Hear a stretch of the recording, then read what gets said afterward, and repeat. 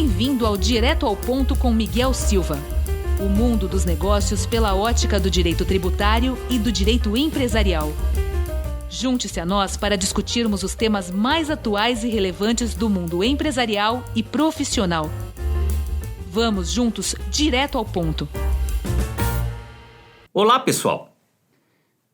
Vamos para a análise de mais um tema atual, complexo e espinhoso? Antes, eu queria agradecer as manifestações de cordialidade, de afeto e o sucesso do lançamento deste podcast.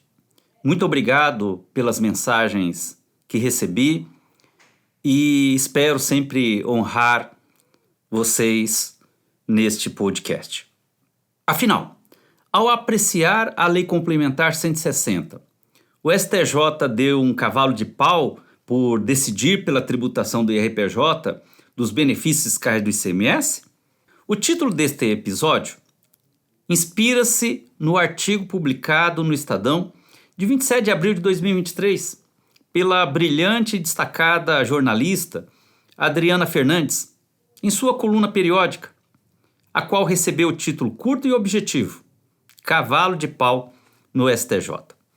Neste artigo, observado o contexto reverberado na matéria, a jornalista retrata, com a clareza que lhe é peculiar, o sentimento dos stakeholders diante da decisão do STJ, tema 1182, o qual, por unanimidade, ao analisar a Lei Complementar 160 de 2017, deu ganho de causa à União, declarando, em decorrência, com efeito em nível nacional, a não possibilidade de as empresas poderem excluir da base de cálculo do IRPJ-CSL, por extensão ao PIS/COFINS, embora não tratado na decisão do STJ, os benefícios fiscais de ICMS concedidos pelos estados, sob a denominação de redução de base de cálculo, diminuição de alíquota, isenção, diferimento, entre outros. Não cabendo esta vedação quando se tratar de benefício fiscal conferido a título de crédito presumido do ICMS, diante do entendimento fixado pelo próprio tribunal em sentença anterior. À frente explico o porquê desta distinção dada pelo STJ e qual o meu entendimento a respeito. Ressalto que, devido ao impacto da decisão do STJ, válida para todos os contribuintes, e considerando haver outra ação com discussão de tema similar, no andar de cima, diligentemente o ministro do STF, André Mendonça, concedeu liminar, é uma decisão precária, não definitiva, no recurso extraordinário 835-818, eleito para ancorar o tema da repercussão geral 843, o qual trata especificamente da exclusão do crédito presumido de incentivos fiscais do ICMS da base de cálculo do PIS e da COFINS, determinando o sobrestamento, ou seja, a paralisação de todos os processos afetados pelo referido tema 1182 do STJ, até a decisão final de mérito do tema 843 pelo STF. Portanto, com a liminar do STF, fica suspensa a eficácia da decisão do tema 1182 do STJ para todos os contribuintes, não importando em qual unidade da federação se encontre, até deliberação de mérito da Corte Suprema. Destaco que, em decisão superveniente, datada de 4 de maio de 2023, o eminente ministro André Mendonça voltou atrás e reverteu sua liminar, porém, mantendo o sobrestamento apenas dos processos que discutam o direito de exclusão dos créditos presumidos de ICMS. Na prática, quer dizer, a Receita Federal passa a ter estrada livre e fundamento jurídico para lavrar auto de infração contra a empresa que não é parte de processo suspenso pelo STF e que esteja excluindo da base de cálculo do IRPJ, CSL, PIS/COFINS o benefício fiscal de isenção de ICMS e outros refutados na decisão do STJ dentro do tema 1182. Percebam que este tema envolve milhares de empresas, inclusive os grandes grupos nacionais e internacionais, representando litígio de 90 bilhões de reais. Valor este expressivo e aguardado pelo Ministério da Fazenda do governo atual para cumprir suas metas dentro de seu novo arcabouço fiscal. A propósito, pela primeira vez, presencio a utilização de valor decorrente de uma contingência tributária. A União pode ganhar ou não numa lide, como parte de um arcabouço fiscal a ser cumprido por um governo. Não sendo isso salutar, pois automaticamente leva a pressão maior aos tribunais na hora de decidirem, dando margem para as partes envolvidas lerem que conviverão com sentença judicial guiada preponderantemente por aspectos políticos e não eminentemente técnico, prejudicando o nosso processo de consolidação de Estado Democrático de Direito, proclamado já no artigo 1º de nossa Carta Magna.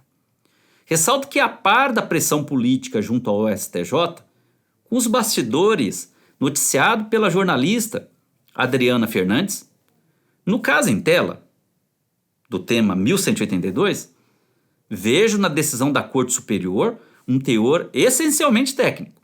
E mais do que isso, aos meus olhos, o veredito está correto. E o STF, em apreciando à frente a matéria concernente à Lei Complementar 160, tende a não reformular a conclusão do STJ.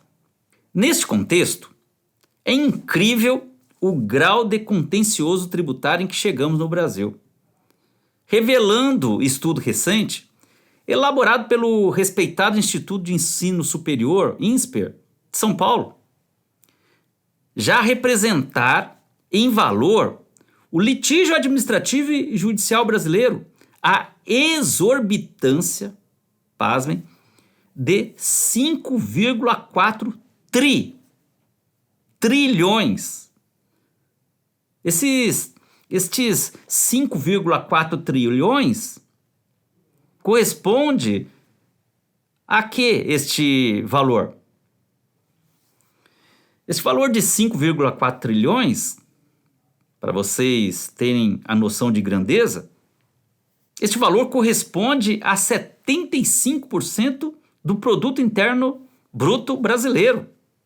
Você não ouviu errado.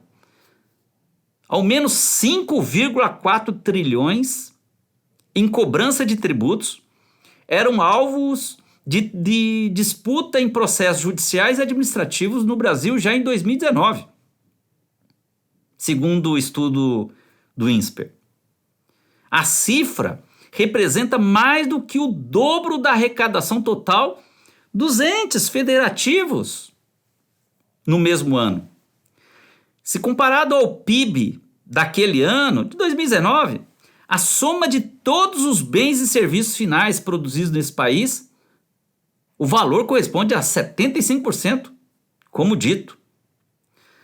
Os pesquisadores do INSPER definiram como contencioso tributário o conjunto de créditos em disputas em processos judiciais e administrativos, envolvendo tributos cobrados pela União, estados e municípios. Vale a pena ler na íntegra o estudo. Para tanto, faça a busca no Google. Vamos adiante. Cabe aqui uma pergunta. Por que temos tanta demanda tributária nesse país?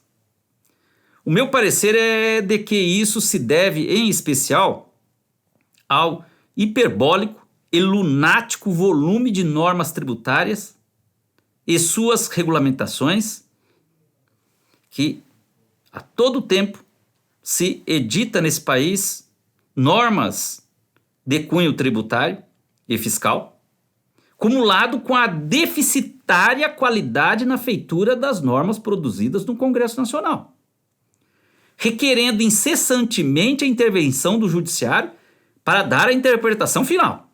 Como é o caso da Lei Complementar 160, em que seu feitor deu bela aula de contorcionismo, parecendo a apresentação de um artista do Cirque du Soleil, em que no seu artigo 9º dá-se novo texto ao artigo 30 da Lei 12.973 de 2014 para incluir 2 parágrafos que, em leitura desatenta e sem profundidade na análise, sinalizam estar conflitantes com o caput que preexistia e os parágrafos que já haviam. Isso vai ao encontro do que sabiamente nos advertiu o estadista alemão Otto von Bismarck. Leis são como salsichas. É melhor não saber como são feitas. Cabe como uma luva aqui para o Congresso Brasileiro. O artigo 9º da Lei Complementar 160 tem péssimo texto, requerendo em muito o uso das ferramentas hermenêuticas para sua correta compreensão, destacadamente o método histórico, sistemático e teleológico, como alertei no início deste ano, em encontro tributário, com centenas de profissionais, seminário em que proferi resumidamente meu parecer. Quem sabe você que me escuta participou deste evento que lá proferi resumidamente meu parecer. Reafirmo aqui minha interpretação, a qual me leva a concluir de que o STF não irá alterar a decisão do STJ, pois, como tenho dito e escrito, para melhor assimilação do texto em lide da Lei Complementar 160, é fundamental distinguir as seguintes figuras jurídicas. Primeiro, benefício fiscal gráfico. Assim denomino a mera dispensa legal tributária do ICMS. E segundo, subvenção para investimento. Uma coisa é benefício fiscal gráfico, outra coisa é subvenção para investimento. Explico a seguir a natureza jurídica destas 2 espécies jurídicas. Não discutirei aqui a terceira e dispar figura jurídica, a subvenção para custeio, para não alongar e pela desnecessidade para a compreensão do que foi decidido pelo STJ, tema 1182. Note-se que o STJ, por meio do teor do tema 1182, pacificou que a tratativa dada aos benefícios fiscais do ICMS de crédito presumido não se estende automaticamente aos demais benefícios de ICMS, descabendo assim a exclusão irrestrita dos benefícios fiscais do ICMS da base de cálculo do IRPJ e da CSL. O relator ministro Benedito Gonçalves lembrou bem que a discussão dos autos não era saber se os benefícios fiscais do ICMS devem ser tributados pelo IRPJ e pela CSL, mas sim se a exclusão desses benefícios da base de cálculo dos tributos federais depende ou não do cumprimento das condições e dos requisitos estampados no artigo 30 da Lei número 12.973 de 2014, claro, já em seu novo texto dado pela Lei Complementar 160. Em seu voto, o ministro apresentou uma distinção entre o crédito presumido de ICMS e os demais benefícios incidentes sobre o imposto, os quais, para efeito didático, classifico, como antes me referia, classifico como sendo da espécie benefício fiscal gráfico. Segundo o relator, a concessão de uma isenção por uma unidade de federação, por exemplo, a isenção não terá o mesmo efeito na cadeia de incidência do ICMS do que a concessão de crédito presumido. Este último, de fato, um benefício que tem repercussão na arrecadação estadual. Deste modo, impossível a exclusão irrestrita dos benefícios de ICMS, do IRPJ e da CSL. Portanto, requer-se distinguir o trigo do joio, embora plantas parecidas.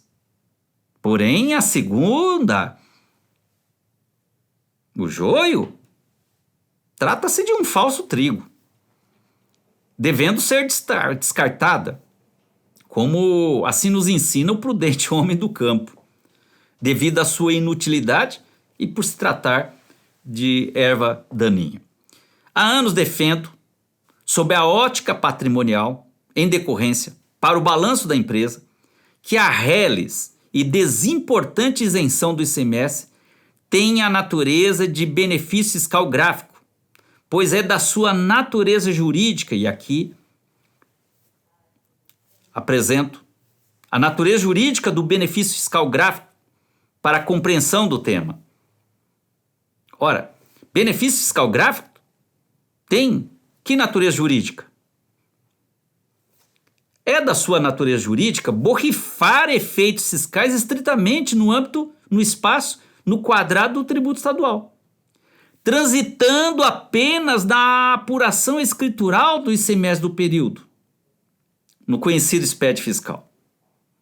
O benefício fiscal gráfico operado pela isenção, redução de base de cálculo, dentre outros, referidos na decisão do STJ, tem para o patrimônio da empresa efeito econômico nulo, zero, pois trata-se de uma movimentação exclusiva e terminativa nos livros fiscais de apuração dos tributos sobre o consumo, IPI e ICMS, levando-nos a concluir que se trata, no âmbito da sua natureza jurídica, que se trata de um elemento fiscal sim, e para aqui, repese-se, pela relevância da matéria. No campo patrimonial, revelado pelo balanço da empresa, o trivial benefício fiscal gráfico é um elemento econômico nulo, zerado, inexistente, ou seja, trata-se de um placebo fiscal, elemento que circula apenas no corpo fiscal e sem repercussão no corpo patrimonial da empresa, circulando no corpo fiscal estadual a título de meramente formalizar e declarar o benefício do ente público em cumprimento de obrigação acessória, segundo o artigo 103 do Código Tributário Nacional. Ora, com a devida vênia, é latente, fervilhando a pele a olho nu, o benefício fiscal gráfico, como a isenção do ICMS, não afigura benesse fiscal como receitas que possam ser excluídas da base de cálculo do IRPJ e da CSL. Diferentemente das tratativas tributárias aplicáveis aos créditos presumidos de ICMS. A concessão de desoneração de tributos da União, IRPJ, CSL, PIS, COFINS, para a isenção do ICMS, fixada por outro ente tributante, caracterizaria uma imposição inconstitucional, denominada isenção heterônoma, no jargão popular, inclusive citado pelo atual ministro da Fazenda. Este jargão é imaginar que a União estaria permitindo na Lei Complementar 160 a bondade com o chapéu alheio. Por fim, devido aos frequentes questionamentos a mim apresentados, diferentemente do crédito presumido, o benefício fiscal gráfico, por representar para o patrimônio da empresa a um desprezível placebo fiscal, não cabe este falso trigo ser plantado no balanço da empresa, muito menos fincá-lo lá na sua demonstração de resultado, de acordo com as normas contábeis vigentes, por não revelar receita para a corporação. Na linguagem do IRPJ, expressa-se que citado benefício fiscal gráfico não designa acréscimo patrimonial. Fato gerador do IRPJ, nos termos do artigo 153, inciso 3º da Constituição Federal de 88 e do artigo 43 do Código Tributário Nacional. Do exposto, como posso pensar em excluir do resultado da empresa, para efeito de cálculo dos tributos federais, receita que lá não está imputada, pois estamos diante de um placebo fiscal? Já o crédito presumido do ICMS, assim estipulado na norma estadual, aí ok.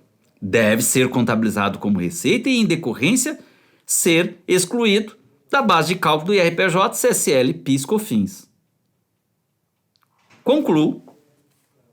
Andou bem o STJ, assim entendo, em afastar a incongruente possibilidade da bondade com o chapéu alheio e de um desimportante e estrito placebo fiscal ter significância patrimonial para a empresa. É de meu parecer que o plenário do STF não reformulará a decisão em tela, pois lucidamente deliberada pelo STJ, diante de norma legal elaborada de forma fosca, embaçada, como se apresenta a Lei Complementar 160, lavrada na Casa Legislativa. Espero ter sido claro em meu parecer e contribuído para a compreensão de espinhosa matéria. Até o próximo episódio. Se você gostou do episódio de hoje, siga e compartilhe nosso podcast para ajudar mais pessoas a se beneficiarem do nosso conteúdo. Este podcast é uma realização da Saber Play Educação Profissional.